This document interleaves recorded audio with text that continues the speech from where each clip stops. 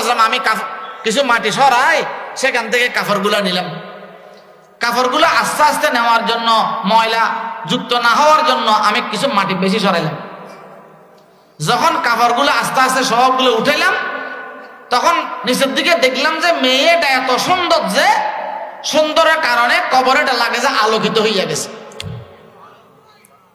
তাইলে মেয়েটার জন্য আগে যে অনেক ছেলে ঘুরছে সেটা সত্য না?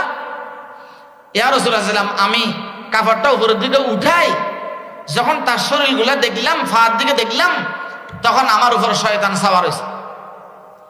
শয়তান আমাকে বলল যে অনেক দিন ঘুরছস, তোর থেকে অনেক সরস ছেলেরাও এই মেয়ের পিছনে ঘুরছে, কোন মেয়ে এই মেয়ের কাছে কোনো ছেলে কি পায় নাই, ফাত্তা পায় নাই। যদি কোনো ইচ্ছা থাকে জীবনের শেষবারের মতো তোর ইচ্ছা পুরা করিল। এই শয়তান এটা আমার দিলের উপর বর করছে, আমার নফসের উপর বর করছে। ইয়া রাসূলুল্লাহ, আমি তাড়াতাড়ি আরো কিছু মাটি সরাই, ওই মেয়েটার সাথে খারাপ কাজ করলাম। নাউযুবিল্লাহ। কি করলাম? খারাপ কাজ করলাম। ইয়া রাসূলুল্লাহ, খারাপ কাজ করি, আমি চলে আসবো, আমার কাজ শেষ, আমি উঠি যাব। উঠি আমার কাপড়গুলো হাতে নেব, মাটিগুলো কি করে দিব? মাটিগুলো কবরের উপর চাপাই দেব। এর দূরের মধ্যে দেখলাম যে আমি যখন উঠে চলে আসতেছি, তখন দেখতেছি মেয়েটা আমার সাথে কথা বলতেছে। মেয়েটা কি আমার সাথে কথা বলতেছে। মেয়েটা আমাকে বলে যে অকম বক্ত, এতক্ষণ পর্যন্ত আমার কাপড়গুলা লই হাজার হাজার মুদ্দারের সামনে আমার ল্যাংটা করলি। শেষ পর্যন্ত চিন্তা করছিলাম যে হয়তো কিয়ামত পর্যন্ত ল্যাংটা দেখতে হবে, কেমনে উঠবো। অকম বক্ত, শেষ পর্যন্ত কাল কিয়ামতের ময়দানে কোটি কোটি মুসলমানের সামনে, আল্লাহর সামনে আমি নাফাক অবস্থায় দাঁড়াইতে হবে যে এরকম ব্যবস্থা করলি। मोह खुदा को है देखाना एक दिन, मोह खुदा को है देखाना एक दिन, कब्र में जाना पड़ेगा एक दिन, मौत का सिन कुल्लु नासिन शारिबुन, कब्र बैतिन कुल्लु नासिन दाखिलून, जागना है जाग लो अफलाकों की साया तले, हशर तक सोना पड़ेगा खाकों की साया तले। ইয়া রাসূলুল্লাহ সাল্লাল্লাহু আলাইহি ওয়াসাল্লাম সেই কথা বলার পরে আমি কেমনে মাটিগুলো ফেলছি জানি না, কাপড় কোথায় জানি না, আমি চলে আসছি। সেই হইতে আজকে পর্যন্ত খানা খাইতাম গেলে আমার খানা আসে না, ঘুমাইতাম গেলে ঘুমানি আসে না, বাজারে গেলে লাগে যে শ্বশুর বাপ, যেদিকে যায় সেদিকে আমার ভয়ের জন্য আমার চারিদিকে অন্ধকার আর অন্ধকার। আমি চিন্তা করছিলাম যে আপনার দরবারে আসলে মনে হয় আমার মশলা হইয়া যাবে, মুশকিলাত আসান হইয়া যাবে। ইয়া রাসূলুল্লাহ সাল্লাল্লাহু আলাইহি ওয়াসাল্লাম জান্নাতুল বাকি পর্যন্ত আসার পরে আমার মন আমাকে বলতেছে যে সব জায়গা শেষ করি মুহাম্মদুর রাসূলুল্লাহ দরবারে আসবি। যদি এই মুহাম্মদুর রাসূলুল্লাহ সাল্লাল্লাহু আলাইহি ওয়াসাল্লাম তোকে বাইর করিয়া দেয় এই দুনিয়ার জমিনে, তোর টাকার থেকে না থাকা অনেক ভালো। এই কথা চিন্তা করতে করতে আজকে এক সপ্তাহ খানা পিনা নাই, হযরত ওমরের সাথে দেখা। এই কথা বলতে দেরি আল্লাহর হাবিব তো মসজিদে যাবে নামাজ পড়াবার জন্য। আল্লাহর হাবিব মুহাম্মদুর রাসূল সাল্লাল্লাহু আলাইহি ওয়াসাল্লাম চেহারা মলিন করে ফেলছেন। চেহারা কি করে ফেলছেন? মলিন করে ফেলছেন, পেরেশান হইয়া গেছেন। আল্লাহর হাবিব পেরেশান হওয়ার সাথে এমন কোন একটা শব্দ বলছেন, শব্দ বলছেন, অথবা হুজুরের জবানে এমন অক্ষর বাইর হয়েছেন, এমন শব্দ বাইর হয়েছেন যে কথার দ্বারা সে যে মুজরিম, সে যে বড় অপরাধ করেছেন সেটা আল্লাহর পয়গম্বরের চেহারার দ্বারা বুঝে গেছেন। আল্লাহর হাবিব দুরজাহানের সরদার মুহাম্মদ আরবি সাল্লাল্লাহু আলাইহি ওয়াসাল্লাম মসজিদের মিম্বরে চলে গেছেন। নামাজের পরে তাকে দেখলে চিন্তা করবে, কোন একটা ফয়সালা বাইর করবে, আল্লাহর সাথে মাশওয়ারা করবে। এদিকে আল্লাহর হাবিবের চেহারা দেখার পরে এই নওজোয়ান এটা মসজিদ নববী থেকে বাইর হইয়া সোজা চলে গেছেন। আল্লাহর হাবিবের সামনে আর পড়ে নাই। কেন? আল্লাহর হাবিবদের মুখ দিয়ে কোন শব্দ বাইরে গেলে সেটার উপর আমার কোন রাস্তা নাই। এই নওজোয়ান ছেলেটা যাইতে যাইতে যাইতে যাইতে যাইতে যাইতে মদিনার মধ্যে একটা উঁচা পাহাড় আছে, সেই উঁচা পাহাড় পর্যন্ত উঠতে উঠতে উঠতে উঠতে উঠতে উঁচা পাহাড়ের মধ্যে উঠে গেছে।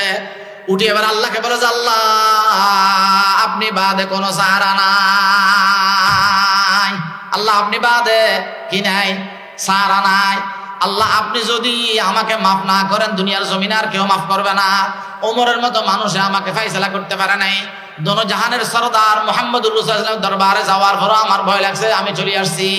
আল্লাহ আমার কোন অবস্থা হবে আমি তো জানি না, আমার কাছে এই কোন ফাইসালা নাই আপনার রহমতের ফাইসালা বাদে। এই কথা বলতে বলতে বলতে আল্লাহর দরবারে কি করে কান্নাকাটি শুরু করে দিয়েছে।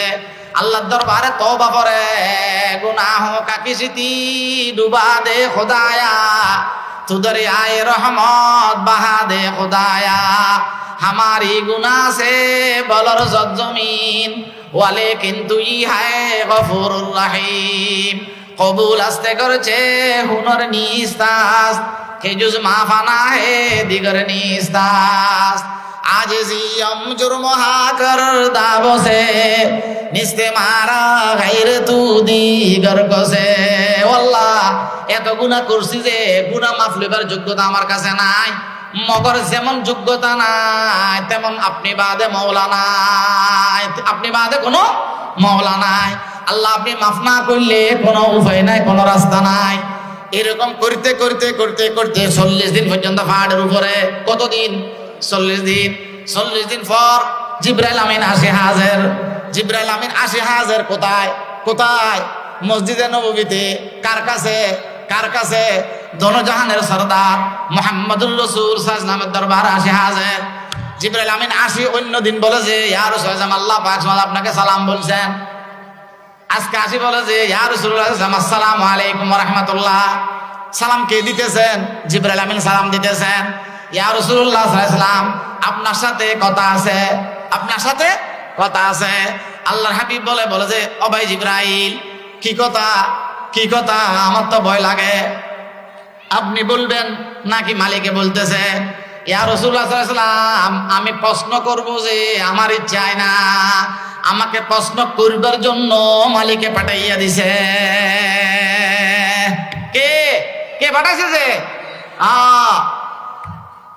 মুস্তাফার গিজনা গোফতা তানা গোফতা জিবরাইল, জিবরাইল হার গিজনা গোফতা তানা গোফতা कर देगा। মুস্তাফা হার গিজনা গোফতা তানা গোফতা জিবরাইল, জিবরাইল হার গিজনা গোফতা তানা গোফতা कर देगा। আল্লাহর হাবিবের কোনো কথা বলে না যে কথা কে না বলে, জিবরাইল না বলে। জিবরাইল কোনো কথা বলে না যে কথা কে না বলে, আহকুমুল হাকিমিন না বলে। এই কথা বলার পরে আল্লাহর হাবিব চেহারা মলিন হইয়া গেছে। ও ভাই জিবরাইল, কি কথা? ইয়া রাসূলুল্লাহ সাল্লাল্লাহু আলাইহি ওয়াসাল্লাম আপনাকে জিজ্ঞাসা করতে বলছে যে দুনিয়ার সমস্ত মানুষদেরকে আপনি খাওয়ান নাকি আল্লাহ খাওয়ায়? কে জিজ্ঞাসা করতেছে? জিবরাইল। কাকে জিজ্ঞাসা করতেছে? কাকে জিজ্ঞাসা করতেছে? মুহাম্মদুর রাসূলুল্লাহকে বলতেছে। এবং এই কথাও বলতেছে এটা আমার প্রশ্ন না, আমি শুধু বলতেছি যে প্রশ্ন কার। এই কথা বলার সাথে সাথে আল্লাহর হাবিব বলে জবাই ও ভাই জিবরাইল, সারা দুনিয়ার মানুষের খাওয়ায় যে আল্লাহ, আমি মুহাম্মদুর রাসূলুল্লাহরও খাওয়ায় যে আল্লাহ। প্রশ্ন কয়টা? একটা। উত্তর কয়টা? দুইটা। কেন? আল্লাহকে রাজি করবার জন্য। সারা দুনিয়ার মানুষকে কে খাওয়ায়? প্রশ্ন করছিল কে? জিবরাইল। আল্লাহর হাবিব বলে যে সারা দুনিয়ার মানুষ সবগুলারে খাওয়ায় যে কে? আল্লাহ। আমার এইও খাওয়ায় যে। এই কথা বলার পরে আল্লাহর হাবিবকে বলা যায় ইয়া রাসূলুল্লাহ সাল্লাল্লাহু আলাইহি ওয়াসাল্লাম আজকের থেকে 40 দিন আগে একজন মানুষ আসছিল নি। আল্লাহর হাবিব চিন্তা করতেছে। তখন জিবরাইল আমিনে বলা যায় ইয়া রাসূলুল্লাহ সাল্লাল্লাহু আলাইহি ওয়াসাল্লাম কার সাথে আসছিল? ওমর ফারুক রাদিয়াল্লাহু তাআলা আনহুর সাথে আসছিল। কার সাথে?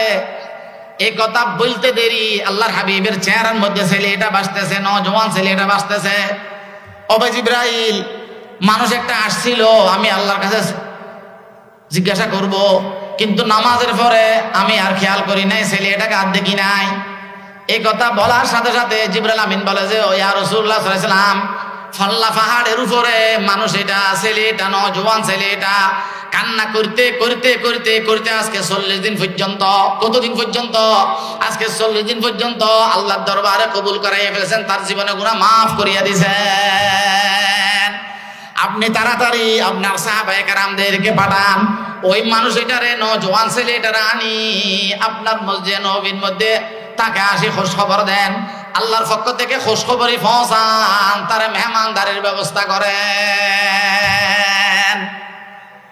ইস্তাগফিরু রাব্বাকুম ইন্নাহু কানা গফফারা ইউরসিলিস সামাআ আলাইকুম মিদরারা ওয়া ইউমদিদুকুম বিআমওয়ালিন ওয়া বানিন ওয়া ইয়াজআল লাকুম জান্নাতিন ওয়া ইয়াজআল লাকুম আনহারা মা লাকুম লা তারজুনা লিল্লাহি ওয়াকারা। আল্লাহ বলে যে আমারে সত্য দিলে তওবা করবে, তওবা ইস্তেগফার জমা করবে, আল্লাহ বলে যে আমি তারে অবশ্যই ক্ষমা করিয়া দেব, মাফ করিয়া দেব। ওই ছেলেটা যখন পাহাড়ের উঁচায় চলে গেছেন, হযরত ওমর ফারুক রাদিয়াল্লাহু তাআলা আনহু, ওসমান রাদিয়াল্লাহু তাআলা আনহু, আবু বকর সিদ্দিক রাদিয়াল্লাহু তাআলা সবাই আল্লাহর হাবিব সহ যাইয়া দেখে যে পাহাড়ের উপরে লাচার অবস্থা। কি অবস্থা? লাচার অবস্থা, দুর্বল অবস্থা। তাড়াতাড়ি তারে খোঁজ খবর দিয়া আজীবনের জন্য বাইতুল মালের মেহমান বানাইয়া ফেলছেন। এই কথা বলতেছিলাম, সত্য দিলে যদি আল্লাহর কাছে ক্ষমা চাওয়া হয়, আল্লাহ তাআলা কি করিয়া দেয়? ক্ষমা করিয়া দেয়। আজকের থেকে প্রত্যেক দিন এশার নামাজের পরে 100 বার আল্লাহর দরবারে আল্লাহর রহমতের ব্যাংকে জমা করব, আস্তাগফিরুল্লাহ আস্তাগফিরুল্লাহ আস্তাগফিরুল্লাহ আস্তাগফিরুল্লাহ। পারবো ইনশাআল্লাহ? পারবো? কারা কারা পারবো? হাত উঠাই। আয় আল্লাহ আমাদের হাতগুলা কবুল ফরমান, আল্লাহ আমাদের হাতগুলা কবুল ফরমান, আল্লাহ আমাদের হাতগুলা কবুল ফরমান। প্রত্যেক হাত নামাই, প্রত্যেক দিন রহমতের ব্যাংকে আল্লাহর কাছে গুনাহ মাফ চাই নিব। পারবো ইনশাআল্লাহ? যদি গুনাহ মাফ চাইতে আল্লাহ কবুল করে, একদিন একাকি বসি নিজের গুনাহগুলো মনে করব। কোন কোন গুনাহ করছে আমার থেকে কেউ বেশি জানে? আমি আমার থেকে আর কেউ বেশি জানে আল্লাহ ছাড়া। একাকি বসি একদিন আল্লাহর দরবারে সব গুনাহ হাজিরি দিই। সবগুলার হাজিরি যখন দেব, আল্লাহর কবরের মোরাকাবা করব, অথবা কবরের কথা মনে করব, জাহান্নামের আগুনের কথা মনে করব। দেখবেন যে মাফ চাইবার সময় চোখের মধ্যে পানি আসি যাবে। আল্লাহর ডর আসি গেলে কি আসি যাবে? চোখের পানি আসি যাবে। আল্লাহর হাবিব বলে, ক্বালা রাসূলুল্লাহ সাল্লাল্লাহু আলাইহি ওয়াসাল্লাম, মান বাকা মিন খাশিয়াতিল্লাহ হারামাল্লাহু আলাইহিন নার। আল্লাহর হাবিব বলে যে আল্লাহর ডরে, আল্লাহর ভয়ে কেউ যদি চোখের পানি ফেলে, আল্লাহর হাবিব বলে যে জাহান্নামের আগুন হারাম। যদি জাহান্নামের আগুন হারাম উপরওয়ালা করি দে, জাহান্নাম আর আযাব ভোগ করতে হবে। যদি জাহান্নামে যাইতে না হয়, রাস্তা আর নাই, জান্নাত ছাড়া রাস্তা আর তিনটে নাই, হয়তো জান্নাত নয়তো কি জাহান্নাম। যদি জাহান্নাম মাফ হইয়ে যায়, রাস্তা যেটা আছে সেটা চাইতেছি। কি চাইতেছি? এটা চাইতেছি। জান্নাতে গেলে কারে দেখবো? মালিকেরে দেখবো। এই আল্লাহর ডর কেন আনছি? কারে ফেবার জন্য? আল্লাহরে ফেবার জন্য। এসি আহুজারি সে মকসুদ ক্যা হ্যায়, লেকায়ে খুদা হ্যায়, রেজায়ে খুদা হ্যায়।